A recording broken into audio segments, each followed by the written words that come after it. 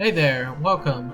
This has been an idea that I've been trying to figure out for probably a good week or two, trying to figure out potential big brain strategies for Aether raids. Hence, I came up with 4 potential big brain strategies. All I can tell you is that there's one that I've only there's one that I tested, one that in theory should work, and then 2 of them that are a bit more gimmicky but could also work in theory. Let's start with one of the easiest big brain strategies in the form of bolt trap. Now, bolt traps, you get them in a pair, you get the fake one, you get the real one, and you can place them however you want. However, the game doesn't tell you that you can't not run only a fake one or a real one. And here's where I'm going with this. Basically, the idea is that you would want to only use the fake bolt trap to kind of get this message across in their head that, yeah, maybe they can use it to their advantage, when in reality it's fake. Now, I know a lot of teams will also like smite into traps, so if you position it in a certain way that makes it so they don't want to smite in or step on it, rather save it for a later turn in the match, then it would go smoothly. Because the idea is that you want to make your opponent think that, oh, well, they only have a real bolt trap. Why would they run a fake one only? And I can tell you in practice, it doesn't always work. However, I've had it work on my end a lot of times during Vault of Heaven, because I have this one team that's full of Dumas and Sero, so like I have this one very big target, which is very hard to take out without some sort of chip damage, but that may not always be the case. Regardless, I think it's something that you could potentially look into if you want to potentially trick your opponents into thinking they need to use that bolt trap to win when it's fake. Okay, so for the second idea, this one I'm way more confident in compared to the last 2, and that is running a dancer, not just a dancer, but a level 1 dancer with Times Pulse and a slaying weapon with a 2 cooldown special. Why level 1, you may ask? The reason we're running it at level 1 is because we want to trigger even Pulse Tide, which is that one skill that generally targets mythics because of the fact that they have low HP and can't be blessed, or it may target characters such as Ophelia because of the fact that she's always going to have an instant special ready. And the idea here is that the reason we want to run Times Pulse and Slaying with a 2 cooldown special is because the 2 cooldown special will become 1, and then Times Pulse will always make it refresh into ready. So basically how even Pulse Tide works is that it only targets one foe, and it targets the foe with a special ready and has the lowest HP. So if you have, let's say, an Ophelia and then a level 1 of Olivia, as long as their special is ready, it will always target Olivia.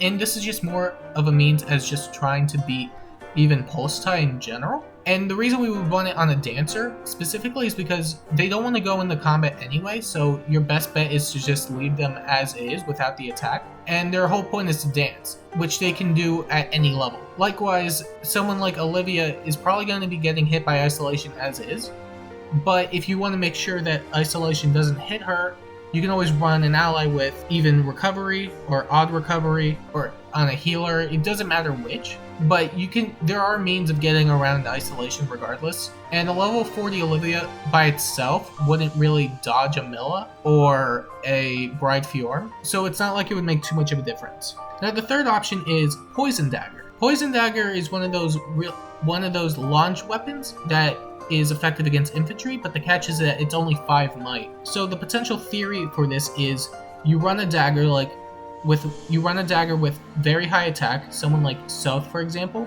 So if the foe brings somebody like Winter Altina, you can run something like Life and Death with Hardy Bearing, and the idea is that you want to take out infantry tanks with this. However, the problem you may find with it is that there are times where it may not do anything because of the fact that it only targets infantry units. So if you go up against an armor unit such as Brave Edelgard, then it's probably going to do 0 damage. However, this is just more meant as a means to target infantry units. But again, it's all in theory, and that's assuming that if the foe doesn't bring an infantry unit as their main tank, then it's not really going to do anything. It's really one of those ideas that can work, but you're throwing away a lot of matchups as a result for using Poison Dagger. Still, nonetheless, it's an idea. Just throwing it out there. And then the final big brain idea that I was thinking of was Escape Route instead of Wings of Mercy on your team. And this one is also a bit tricky because it's banking on the fact that you'll take damage, or somebody will, or it's banking on the fact that most of your allies are going to be taking damage, which may or may not even be the case at a lot of times.